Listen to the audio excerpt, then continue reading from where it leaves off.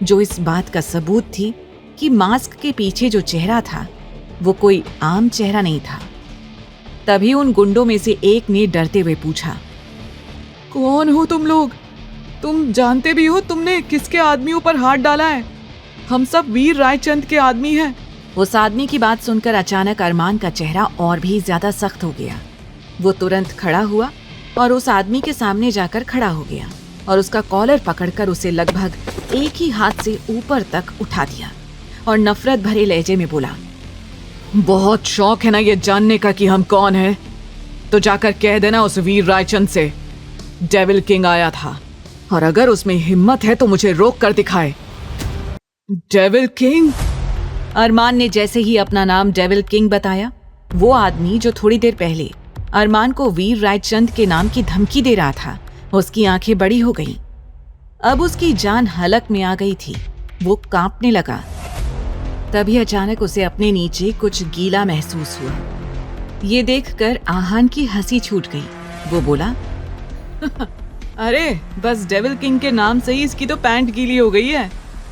तभी सुमित ने आगे बढ़कर उस आदमी के कंधे पर अपना हाथ रख दिया और प्यार से बोला, तुम जानते हो हम तुम्हें जिंदा क्यों छोड़ रहे हैं, नहीं ना? तो सुन लो, ताकि डेविल किंग के खौफ का आंखों देखा हाल तुम जाकर वीर रायचंद को बता सको। और हाँ, जाने से पहले अपने साथियों का अंजाम जरूर देख कर जाना। वो आदमी जो वीर रायचंद का भरोसेमंद आदमी था, बुरी तरह से कांपने लगा और जल्दी ही वो वहां से भाग निकला। अरमान ने सख्त लहजे में कहा, सभी लड़कियों को उनके घर वापस भेज दो। ये कहकर अरमान बाहर निकल गया और अपनी गाड़ी में बैठकर वहां से रवाना हो गया।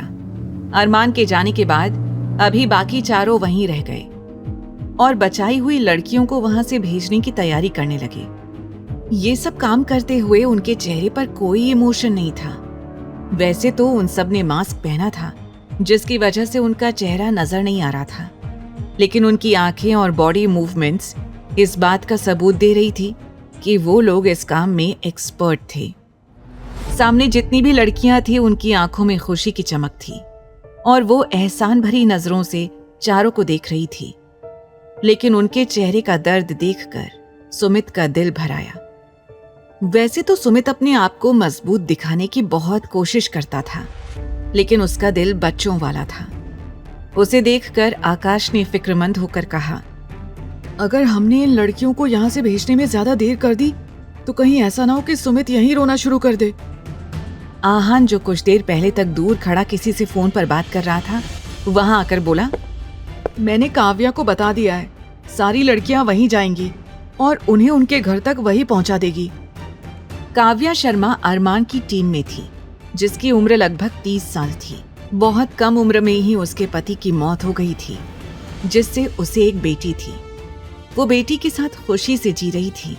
आहान ने लड़कियों को अपने आदमियों के साथ काव्या के पास भेजा, जिसके बाद काव्या उनकी डिटेल्स लेकर उनके घर भेजने या उनके रहने और काम का इंतजाम करने वाली थी। सुमित, आकाश और अरमान को काव्या ने कभी देखा नहीं था। वो सिर्फ आहान और ध्रुव को जानती थी, बाकियों को नहीं। अब वो लोग भी आकाश के विला की ओर रवाना हो गए। वहीं दूसरी ओर आस्था, जिसके घुटनों में चोट लगी थी, उसका खून बहना बंद नहीं हो रहा था। बाथरूम में वो थोड़ी देर तक रोती रही, लेकिन फिर जैसे तैसे खुद को संभाल कर खड़ी हुई।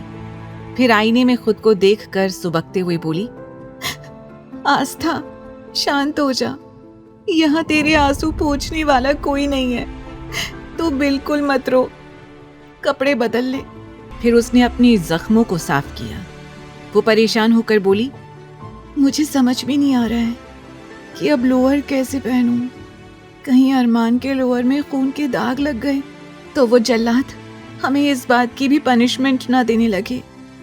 ये बातें उसके दिमाग में चल रही थी, लेकिन फिलहाल उसके पास कोई और रास्ता नहीं था।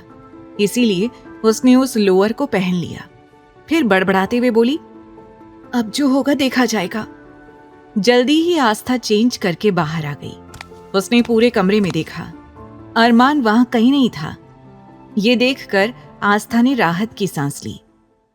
अभी आस्था रिलैक्स्ड थी, इसीलिए वो पूरे कमरे में चारों तरफ अपनी नजरों को घुमाकर देखने लगी। पूरा कमरा इम्पोर्टेड चीजों से भरा हुआ था। आस्था हैरान होकर बोली, ये कमरे में कैसे स्टैचू रखे हुए हैं और उनमें नीचे ये कहाँ से आया है वो भी लिखा हुआ है, Japan, Italy, America etcetera. Wow! Aastha बड़े ध्यान और हैरानी से सब देख रही थी, क्योंकि भले ही वो पहले से इस कमरे में थी, लेकिन उसने अभी तक किसी भी चीज को नोटिस नहीं किया था। उसने अपने लिए एक फर्स्ट एड बॉक्स ढूंढा और उसमें से कॉटन निकालकर अपना घुटना एंटीसेप्टिक से क्लीन करने लगी। तभी आस्था दर्द से कराहते हुए बोली, आह, ये इतना जल क्यों रहा है? नहीं आस्था, ये तो करना ही होगा, और फिर इस तरह से किसी और के घर में बीमार होने का रिस्क नहीं ले सकती है तू। आस्था ने घाव क्लीन करने के बाद उस पर एक ट्यूब और बैंडेज लगा दिया। आगे की कहानी जानने के लिए देखें अगला एपिसोड सिर्फ पॉकेट एफएम के यूट्यूब चैनल पर, और तेरे इश्क में के सारे एपिसोड्स को सुनने के लिए डिस्क्रिप्शन में दी लिंक से डाउनलोड करें पॉकेट एफएम ऐप।